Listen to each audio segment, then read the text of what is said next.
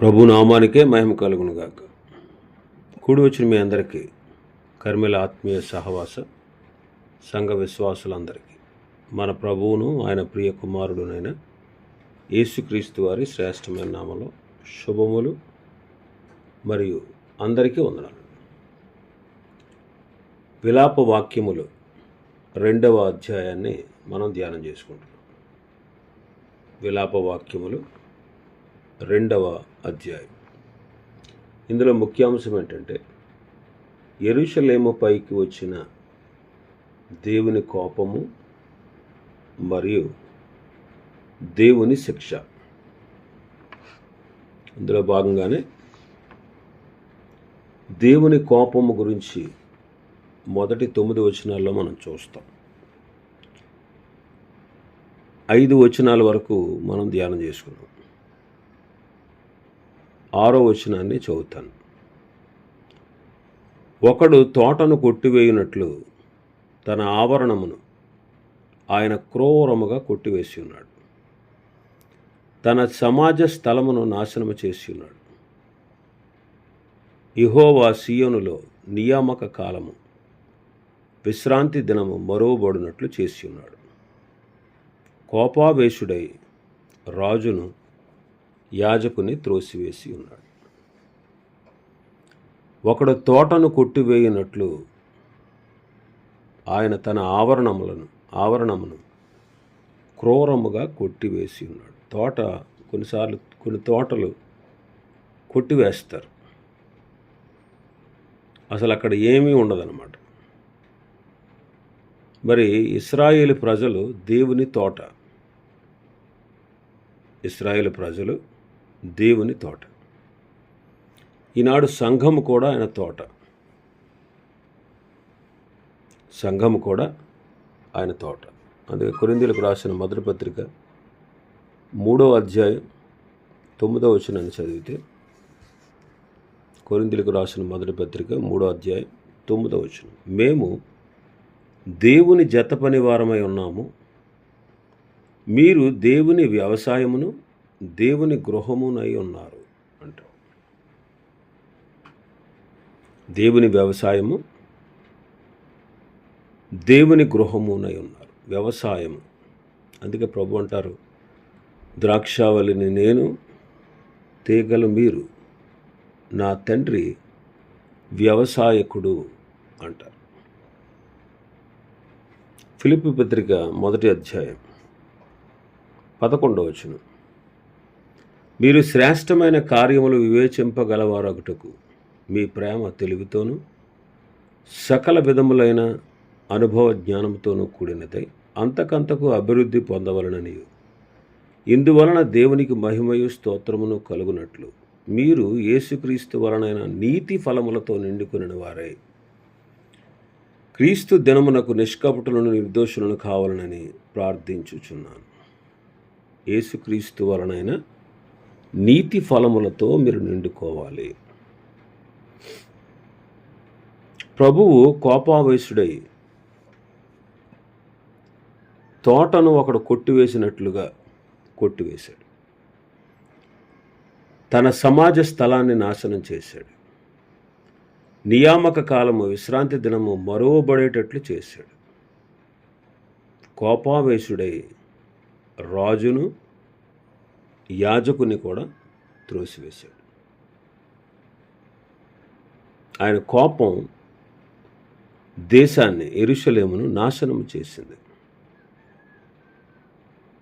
మనం ఈనాడు దేవుని యొక్క సంఘం, ఆయన తోట మనం అంతా. ఆనాడు ఇశ్రాయేలీయుల యొక్క పాపాన్ని బట్టి వారిని కొట్టివేశాడు. మరి ఈనాడు ఆయన తోట అయి ఉన్న మనం ఆయన కోరిన విధంగా మనం జీవించాలి, ఫలించాలి. ఆనాటి రాజులు, ఈనాటి సంఘ పెద్దలు,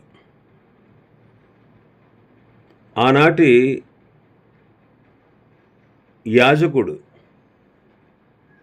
ఈనాటి సేవకులు మనం. కాబట్టి మనం మన ఆత్మీయతను సరిచేసుకుంటూ మనం నిత్యము ఆయన సేవిస్తూ, ఆయన ఘనపరుస్తూ, ఆయన మహింపరుస్తూ, ఆయన బిడ్డలం గనుక, పాపం చెయ్యాల్సిన అగత్యం మనకు లేదు గనుక, మనల్ని ఆయన ప్రేమించాడు గనుక మనం ఆయనకు విధేయులమై జీవించాలి. మనల్ని మనం కాపాడుకోవాలి. మన సేవా జీవితాన్ని, మన ఆత్మీయతను, మన భక్తిని మనం కాపాడుకోవాలి.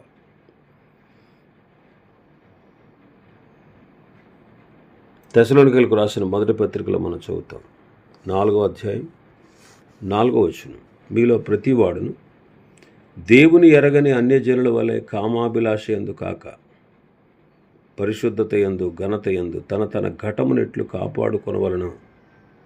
అది ఎరిగి ఉండుటయే దేవుని చిత్తం. అన్యజనుల వలె కాక పరిశుద్ధత యందు ఘనత యందు మన ఘటమును మనం ఎలా కాపాడుకోవాలో అనేది ఎరిగి ఉండాలి. అది దేవుని చిత్తము అంటారు. యాకోబు పత్రిక మొదటి అధ్యాయం మనం చదివితే, యాకోబు పత్రిక మొదటి అధ్యాయం 27వ వచనం. తండ్రి అయిన దేవుని ఎదుట పవిత్రమును నిష్కలంకమునైన భక్తి ఏదనగా దిక్కులేని పిల్లలను విధవరాండ్రను వారి ఇబ్బందులు పరామర్శించుట, ఇహలోక మాలిన్యము తనకు అంటకుండా తను తాను కాపాడుకొనుటయునే. తండ్రి అయిన దేవుని ఎదుట పవిత్రము నిష్కళంకమైన భక్తి ఏదంటే దిక్కులేని పిల్లలను విధవరాండ్రను పరామర్శించాలి. రెండవది, ఇహలోక మాలిన్యము మనకు అంటకుండా మనల్ని మనం కాపాడుకోవాలి. ఇంకా మన భాగంలోకి వస్తే 7వ వచనంలో,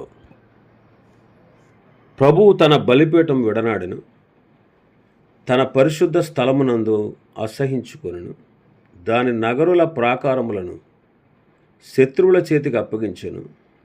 వారు నియామక కాలమున జనులు చేయునట్లు యెహోవా మందిరమందు ఉత్సాహధ్వని చేసిరి. తన బలిపీఠమును విడనాడెను, తన పరిశుద్ధ స్థలమందు అసహ్యపడెను, దాని నగరులను ప్రాకారములను శత్రువుల చేతికి అప్పగించెను. ఇశ్రాయేలుల నియామక కాలమందు దేవుని సన్నిధిలో చేరి ఉత్సహించినట్లుగా శత్రువులు యెహోవా మందిరమందు ఉత్సాహధ్వని చేశారు అంటారు. తన బలిపీఠమును విడనాడెను. బలిపీఠము కరుణాస్థలం అన్నమాట, కరుణించేటువంటి ప్రదేశం. బలిపీఠం మీద పాత నిబంధన భక్తులందరూ కూడా బలిపీఠాన్ని కట్టి బలిని అర్పించేవారు. ఎందుకు ఆ బలి అంటే, మానవుడు పాపి, పాపం వల్ల మరణానికి పాత్రుడు, తాను నశించిపోవాల్సిన వాడు. కానీ దేవుని వద్దకు వచ్చినప్పుడు తనకు బదులుగా తన స్థానాన్ని ఆ బలి పశువు మీద మోపబడుతుంది అన్నమాట. బలి పశువు మీద మోపబడుతుంది. నేను మరణానికి పాత్రుణ్ణి, కానీ నా వలన, నా కొరకు, నాకు బదులుగా ఈ జంతువు బలైపోతుంది. అలాగే నీవు నా కోసం ఆదాము పతనమైనప్పుడు నా కొరకు ఒక వాగ్దానం చేశావు, విమోచకుడిని పంపుతానన్నావు. ఆ విమోచకుడు వచ్చి ఈ జంతువులాగా తను బలి అయి, ఈ జంతువు నన్ను మరణము నుంచి పూర్తిగా విడుదల పొందించలేదు కానీ తాత్కాలికంగా మరణాన్ని తప్పిస్తుంది. కానీ నీవు పంపే విమోచకుడు వచ్చి ఈ జంతువులాగా నా కొరకు బలి అయి పూర్తి వెల నా పాపం కొరకు చెల్లించి నన్ను మరణం నుంచి, పాపం నుంచి, శాపం నుంచి విడుదల చేస్తాడు, విమోచిస్తాడు, రక్షిస్తాడు అని సూచనగా బలిపీఠం మీద బలులు అర్పించేవారు. అందుకు బలిపీఠం. అది యెరూషలేము దేవాలయంలో ఉండేది. మరి తన బలిపీఠమును విడనాడెను అంటున్నాడు.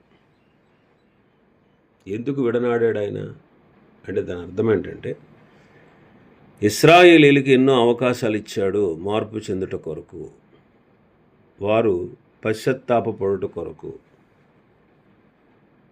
వారు దేవుని చేత అంగీకరించబడుట కొరకు ఆయన చాలా అవకాశాలు ఇచ్చాడు. కానీ ఇప్పుడు తన బలిపీఠాన్ని విడనాడాడు అంటే అర్థం ఏంటి? ఇంకా వారికి ఇచ్చిన అవకాశాలు ముగిసిపోయింది. వారికి ఇచ్చిన అవకాశాలు వారు మార్పు కలగట్లేదు వారిలో. అందువల్ల బలిపీఠాన్ని విడనాడాడు అంటే వారిని క్షమించడానికి ఇంకా మనసు లేదు ఆయనకి. కారణం వాళ్ళకి ఎన్నో అవకాశాలు ఇచ్చాడు. ఈనాడు మనకు కూడా అంతే. ఆయన ఎన్నో అవకాశాలు ఇస్తున్నాడు మారు మనసు పొందడానికి, రక్షణ పొందడానికి, ఆయన బిడ్డలంగా చేయబడడానికి. ఆయన ఎన్నో అవకాశాలు ఇస్తున్నాడు.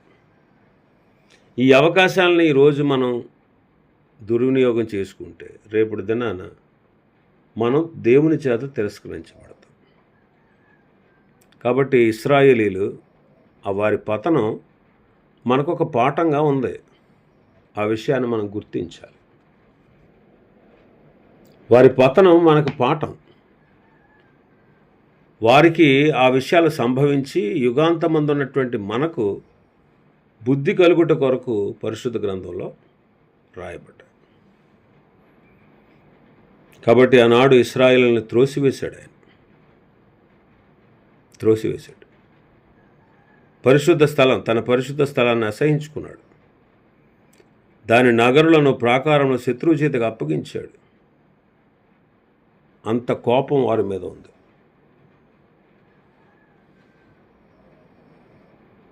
ఈనాడు దేవుని పిల్లలైనటువంటి మనం దేవుడు మనకిచ్చినటువంటి అవకాశాన్ని మనం సద్వినియోగం చేసుకోవాలి.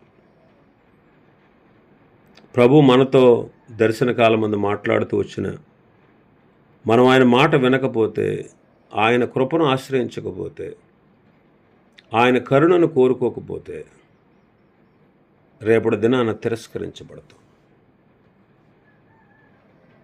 8వ వచనం, సియోను కుమారి యొక్క ప్రాకారము పాడు చేయుటకు యెహోవా ఉద్దేశించెను. నాశనము చేయుటకు తన చెయ్యి వెనుక తీయక ఆయన కొలనూలు సాగలాగిన. ప్రహరియు ప్రాకారమును దీని గూర్చి మూలుగుచున్నవి, అవి ఏకరీతిగా క్షీణించుచున్నవి. సియోను కుమారి యొక్క ప్రాకారములను పాడు చేయడానికి యెహోవా ఉద్దేశించాడు. నాశనము చేయడానికి తన చెయ్యి వెనుకకు తీయకుండా ఆయన కొలనూలు సాగలాగాడు. అందువల్ల క్షీణించిపోయింది యెరూషలేము. ప్రాకారములు పాడైపోయినాయి. ప్రభువే మన ప్రాకారం. ఈనాడు ఆనాడు వారి ప్రాకారాలు పాడైపోయినాయి. ఈనాడు ఆయన ఆశ్రయించకపోతే మనం కూడా పాడైపోతాం. ఆయన ఆశ్రయిస్తే మనం బ్రతుకుతాం. ప్రభు అంటాడు కదా, నన్ను ఆశ్రయించుడి, నన్ను ఆశ్రయించిన ఎడల మీరు బ్రతుకుతారు అంటాడు. కాబట్టి ఆయనే మన ప్రాకారం.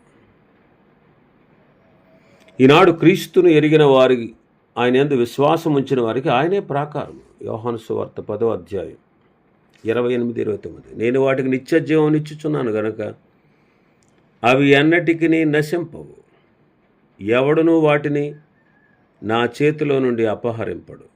వాటిని నాకు ఇచ్చిన నా తండ్రి అందరికంటే గొప్పవాడు గనుక నా తండ్రి చేతిలో నుండి ఎవడునూ వాటిని అపహరింపలేడు.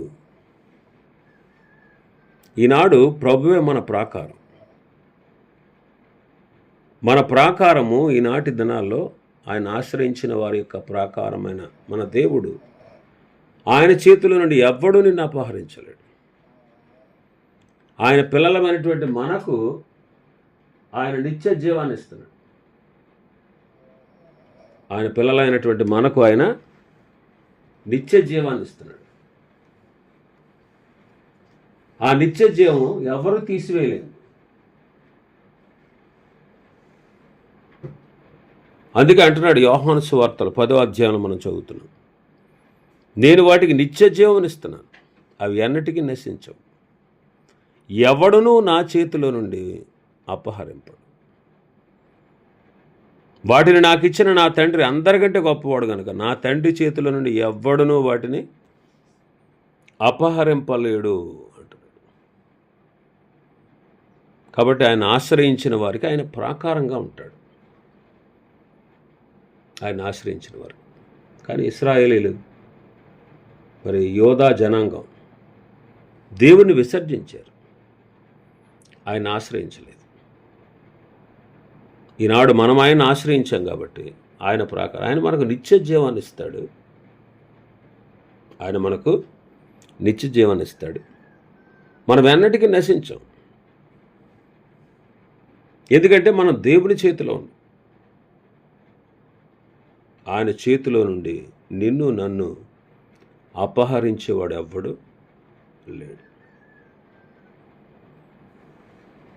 కాబట్టి మన ప్రాకారాలు పడగొట్ట జాలనివి. ఇంకా మనం చూస్తే 9వ వచనం, పట్టణపు గౌనులు భూమిలోనికి కృంగిపోయాయి, దాని అడ్డగడియలను ఆయన తుత్తునీలుగా కొట్టి పాడు చేసెను, దాని రాజును అధికారులను అన్యజనులలోనికి పోయి ఉన్నారు, అచ్చట వారికి ధర్మశాస్త్రము లేకపోయాను, యెహోవా ప్రత్యక్షత దాని ప్రవక్తలకు కలుగుటలేదు. పట్టణపు గౌనులు భూమిలోనికి కురిగిపోయాయి, తన అడ్డగడిలను తుత్తునీలుగా కొట్టి పాడు చేశాడంట, దాని రాజు అధికారులు అన్యజనుల్లోకి వెళ్ళిపోయారు, అచ్చట వాళ్ళకి ఏం లేదంట, ధర్మశాస్త్రము లేదు, యెహోవా ప్రత్యక్షత ప్రవక్తలకు కలుగుటలేదు. ఇశ్రాయేలీయులకు బబులోను చెరలో ఉన్నప్పుడు ధర్మశాస్త్రం లేదు, దేవుని ప్రత్యక్షత లేదు. ఇది ఎంతో విచారం. ఈనాడు మనం ఆయన ధర్మశాస్త్రమందు ఆనందించుచు దివారాత్రులు దానిని ధ్యానించాలి. యెహోవా ధర్మశాస్త్రమందు ఆనందించుచు దివారాత్రులు దాన్ని ధ్యానించాలి. క్రీస్తు యొక్క ప్రత్యక్షత అంటే వాక్యపు కాంతిలో మనం ఎదుగుతూ ఉండాలి. వాక్యపు కాంతిలో, వాక్యములో మనం నిత్యము ఎదగాలి. చూడండి, ధర్మశాస్త్రమందు దివారాత్రము ధ్యానించాలి. అది యూదుల యొక్క ఆచారం. ఈనాడు దేవుడు పరిశుద్ధ గ్రంథాన్ని ఇచ్చాడు. 66 పుస్తకాల పరిశుద్ధ గ్రంథాన్ని దేవుడు మనకిచ్చాడు. కాబట్టి మనం ఈ పరిశుద్ధ గ్రంథమందు ఆనందించాలి. ఈ పరిశుద్ధ గ్రంథమందు మనం ఆనందించాలి, నిత్యము ఆనందించాలి. నిత్యం దేవుని వాక్యపు కాంతిలో, వాక్యపు వెలుగులో మనం ఎదగాలి. నీ వాక్యము వెల్లడి ఒకటితోడనే వెలుగు కలుగును, అది తెలివి లేని వారికి తెలివి పుట్టించును అంటాడు. కాబట్టి దేవుని వాక్యపు ప్రత్యక్షత మనకు కావాలి.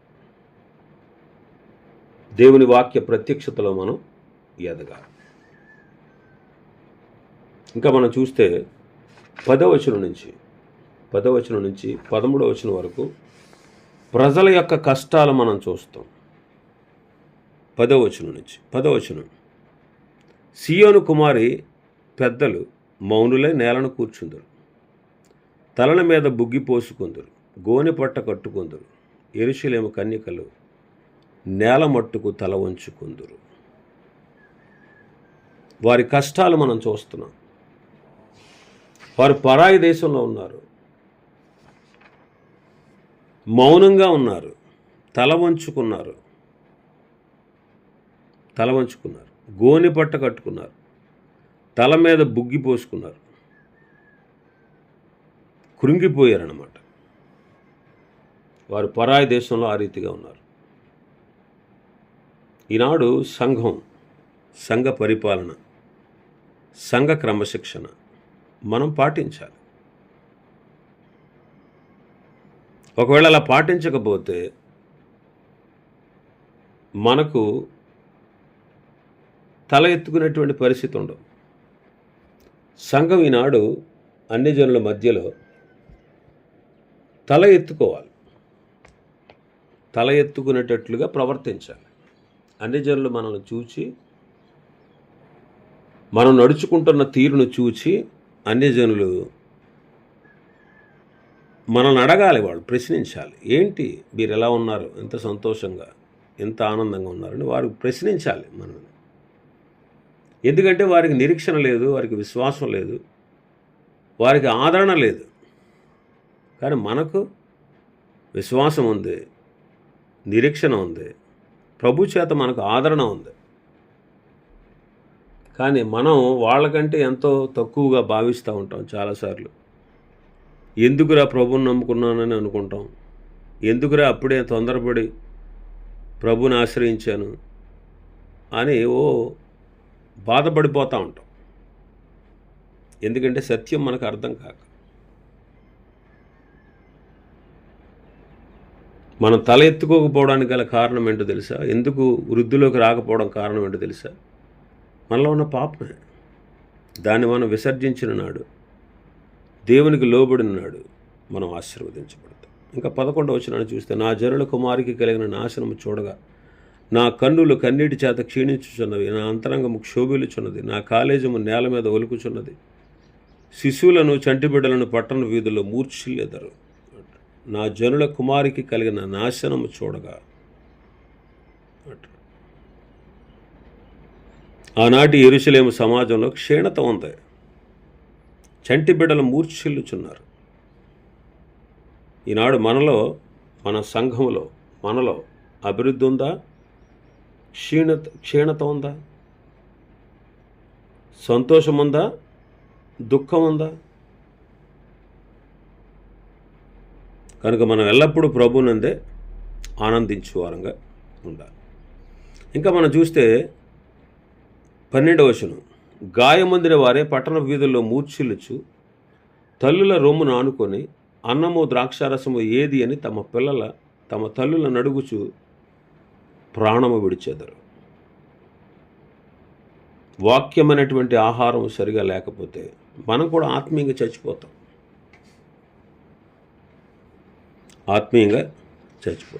కాబట్టి వాక్యం అనే ఆహారాన్ని మనం భుజించాలి. 13వ వచనం చూస్తే, యెరూషలేము కుమారి, ఎట్టి మాటల చేత నిన్ను హెచ్చరించుదును, దేనితో నిన్ను సాటి చేయుదును? సియోను కుమారి కన్యక, నిన్ను ఓదార్చుటకు దేనితో నిన్ను పోల్చుదును?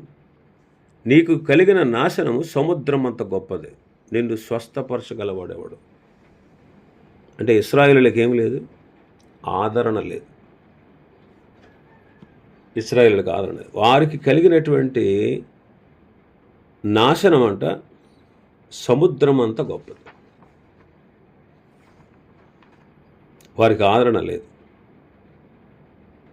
ఇక్కడ గమనిస్తే, ఆనాటి యెరూషలేము నివాసులకు వారు చేసిన పాపాన్ని బట్టి వారికి శిక్ష వచ్చి వారు ఆదరణ లేకుండా ఉన్నారు.